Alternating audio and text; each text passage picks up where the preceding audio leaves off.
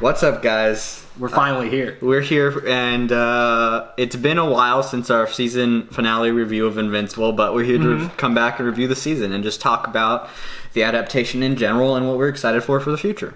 Yeah, this was a show that I was really hyped for, followed it for several years because I was a fan of the comic before.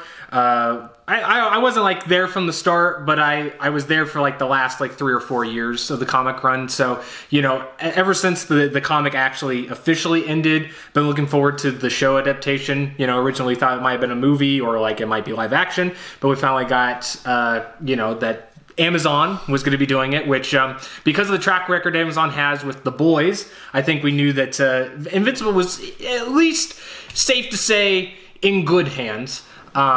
Again, not necessarily, don't know if the talent from that show is translated into this show. But, just because of the, I guess, freedom Amazon has given with another famous comic adaptation, I felt good going into this. And, as a fan of the comic, I think there is a lot of great points. There's a lot of moments that are taken directly from the comic, like the panels coming to life, and I think those are maybe some of the best moments of the show. There is some slight changes, which we can talk about, maybe on how we felt about that, or exactly how well executed it is to the source material. But I think overall it is a story that people will look at and not expect what it actually is.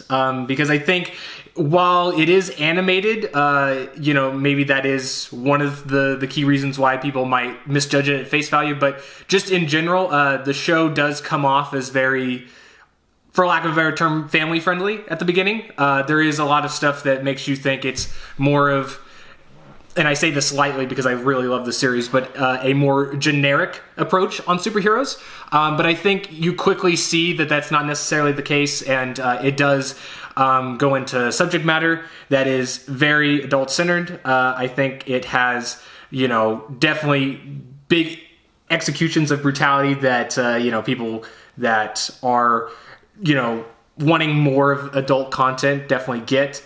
But with that being said, there is also still, some jokes and stuff like that inserted that kind of plague adult animation. Not necessarily saying any of it's bad in the show, and not saying all of it's great either, but I think, that's just something that we're just bound to have in Western animation. But with that being said, Michael, how did you like the first season, and do you think it finished as strongly as it started, and how did it compare to the middle of it?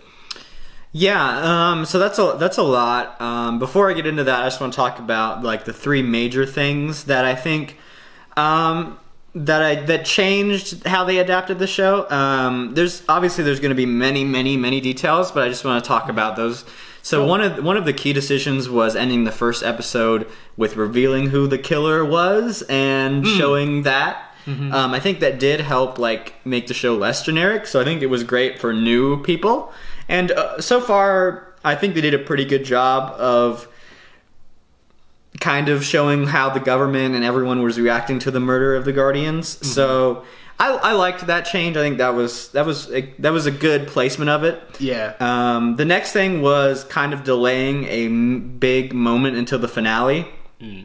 It did seem like some stuff was stretched out, and I know they kind of remixed some elements, putting them later and earlier in order to get the finale. Mm-hmm. I really liked how they executed it, but again, we'll still have to see in the future how that plays out.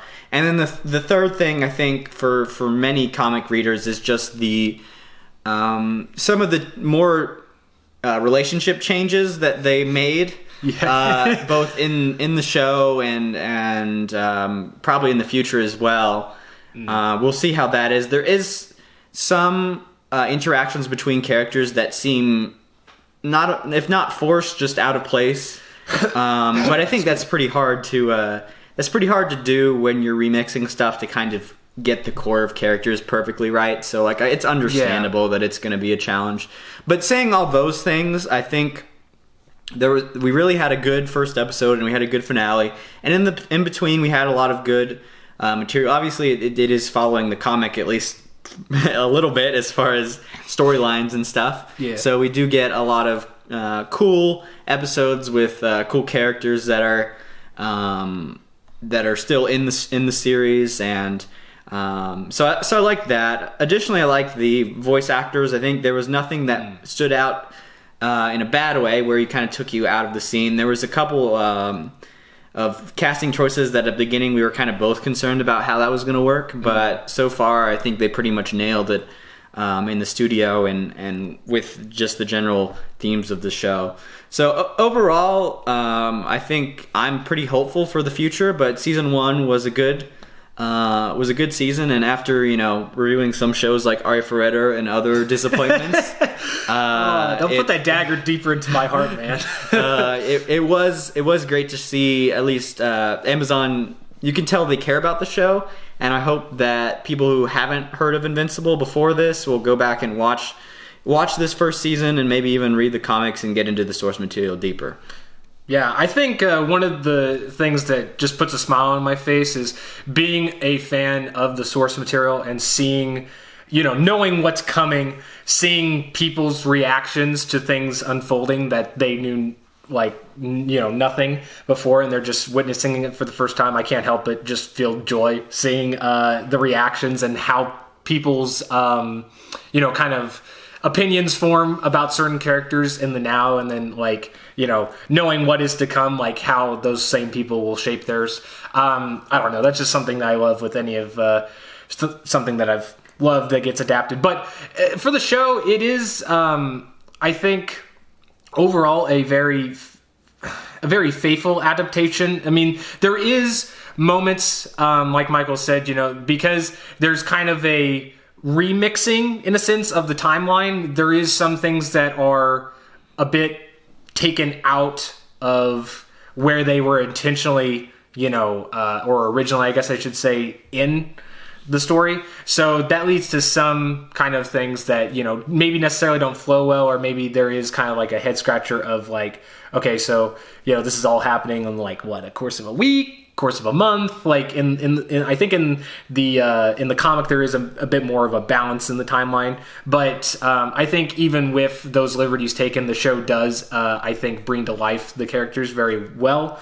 Like I said, there is some, I think the most important moments that come to life in the show are done excellent. Like Michael said, the pilot and the finale of the first season are definitely the standouts of the season. That's not to say that there isn't bad episodes in the middle. I think another one that comes to mind, I want to say it was episode 7 or episode 6, somewhere around there. It was in the middle. But I think it is also important to note that this is a show, and I'm not complaining, but I think for this show it is it was unfortunate that the first season kind of missteps on it.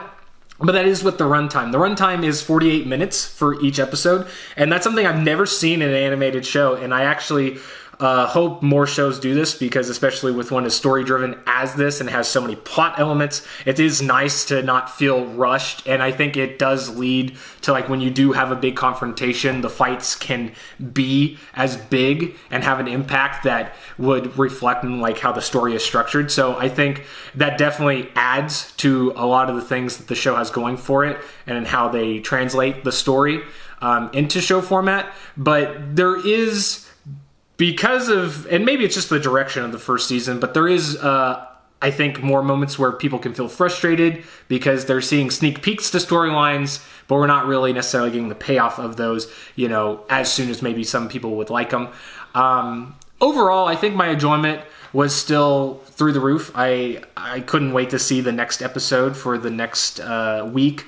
There is the biggest element of the changes with the relationships, I think, is pretty unanimous, and I'm glad that most people don't like it, or at least that I've seen most people not like it, because hopefully that can reflect some, course corrects in the second and third season to come. But I think they can do a Transformers one where they just don't cast her anymore, and she's like, she left. Or they just they just got like a different person. They're like, wait, what? But that would be great. I think the memes I've been seeing of the show is actually pretty pleasing as well.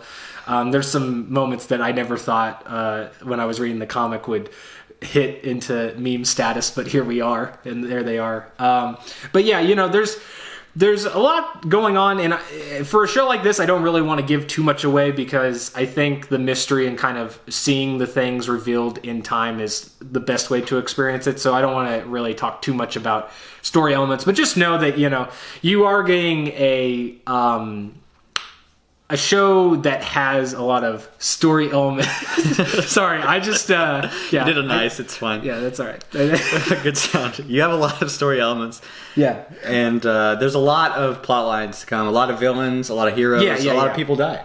Yeah, I think it's important to note that because it's a superhero story, obviously there's going to be some stuff that, don't read too much into everything, because there is going to be throwaway villains and characters, but there is also a lot to come, and we only scratched the surface in the first season, so I would say the best villains are yet to come, and I can't wait to see everybody's reaction to that as well. But anything else you want to add? I mean, you kind of scattershotted at the beginning there, and I was like, those are all valid things to say that are important. But anything else in closing? But I don't want to make this too much of a season 2 video discussion or like speculation, but just some concerns I have. I have some concerns for the pacing. So I think in the short term, delaying this major event worked as a good finale, but I want in future seasons, hopefully because they have the economic support for it and the fan base, they're willing to have major events happen that aren't in the finale or the first episode. It's one of those things that in the first episode, it is pleasing. I think as a viewer, kind of sidestepping everything I know that it's coming from like the comics storylines. When I watched the first episode, I was like, okay, that's not how it happened in the comics, but that was really cool, and I was really pleased on how it played out. Yeah, so basically what I was saying is that the pace that they established in the first season worked for the first season, but I think there are some concerns if that continues for the future. They need to be willing to have major plot stuff happen in between, and it can be like shocking events, because there's a lot of shocking events in the comics, and it's okay to not have to wait for the finale. Like, for example, be as vague as possible. The main character goes against someone powerful in the near future, and stuff happens as a result of that. And I don't want that to be season 2 finale. I want it to be over the course of some episodes in season 2. Yeah, it was very enjoyable for the first episode, but you can definitely tell it was a corporate move to have it structured the way it is. And I think, realizing that that's how TV works, I was cool with it. But I think it definitely did hurt the story. So, with it being a first season and not people knowing the show or like even hearing it from like word of mouth yet, as much as probably we will have by the season 2 and season 3 airing, I think it's important that they shift focus and structure it, like you said, differently and more cohesively, like a story, and not necessarily like, ooh, here's like almost like ripping it straight from writing it like a comic, where we got to have little cliffhangers here and there after each episode and kind of, tease you but not really give it to you until we're ready. So I it's one of those things. But yeah, but besides that, if I had to give a rating for this season, I think it had high expectations because we do love the source material, so it's easy to be tougher on shows or comics or anime seasons with that. But I think based on the great start they had and just a really good finale and a really good casting choices for characters, I would give this an F.F.A. for the first season. Ooh. Now, see, for me, I'm a bit more of a critic. I do love the comic. The comic is in my top 3 of comics I've read. I think the voice acting for this, like the casting was great. I was like, oh, I love both of these voice actors. They're in like some of the main roles for this. It's going to be hype, and it was. Again, they executed some of those like bigger story elements great. I would have been really pissed if they didn't. Although, first season of a show, it definitely shows the flaws of a first season of a show. There is some technical things that are a bit oof, like some of the music choice is a little weird at times. Some changes with a certain character is like, why do you do that? It almost screams like pandering, but I won't go into that. But then also you do have, just some bits and pieces like Michael mentioned where the pacing's a little messed up. So I think considering all of that, I'm going to give it a gotta have it. So it's a little bit less, but it's still really high up there. And I think if you're a fan of this, of the comic, you definitely need to watch it because it's going to be one that you're going to want to go back and be like, okay, this arc's coming up. I can't wait to see this animated. I'm going to I'm going to read the panels and everything like that so I can see those come to life because there is some really cool ones that they take from it. So can't wait to see the animation get better and the show succeed because it's one that I want to see them complete all the way to the end. All right, well, with that has been season 1. We're excited for season 2. It's going to happen, don't worry. And there's also some more comic-related stuff here in the near future, so stay tuned for that. And as always, we'll be done Machi content, but we'll see you guys next time for season 2 of Invincible.